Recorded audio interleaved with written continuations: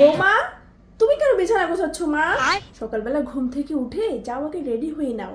আমার ছেলে তো তোমার জন্য অপেক্ষা করতেছে নাস্তার টেবিলে বসে। আর শোনো, তুমি কিন্তু সকালবেলা উঠে কখনো বিছানা গোছাবা না, কখনো ঘর ঝাড়ু দিবা না।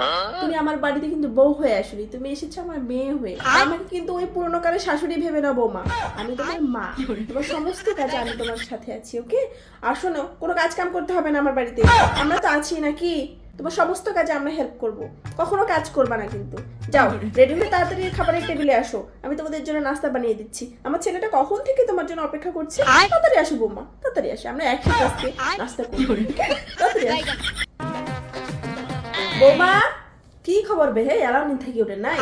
10টা বাজে গেছে, এলাও তোমার নিন হয় নাই? সকালে উঠে আছে মোবাইলটা টেপেছেন? মোবাইলটা টেপলে কি পেটটা ভরবে এলা? মানুষের বাড়ির বউ আন্দা বাড়া সামটা পান্ত শোক শেষ হয়ে গেছে, আর মোর বাড়ির বউ বলে নিন থেকে উঠে নিন থেকে উঠে একটু মোবাইলটা টেপেছে। আর আশায় আছেন, মোরে আশায় আছেন যে মুই আসি কাম করি মেলা? হ্যাঁ, তারপরে বা মানুষের বাড়ির বউ সব কাম শেষ করিয়ে আন্দা বাড়া সামটা মধ্যে শেষ করি সোয়া ধরি হাড়ি বেড়াইছে। মানুষের বউ শাশুড়ের যে যতন করে, খাবার কোনো আগে আনি দেয় মুখ। আমার বাড়ির বউ বলে নিন থেকে উঠে নেই, নিন থেকে উঠে নেই। এলা কোনো এক হইনে আসেন নাকি 10টা বাজে নিন থেকে উঠবেন? হ্যাঁ, সংসারে কত কাম পড়িয়েছে, এই বেলা 10টা বাজে নিন থেকে উঠেছে জমিদারের বেটা। তখন যাও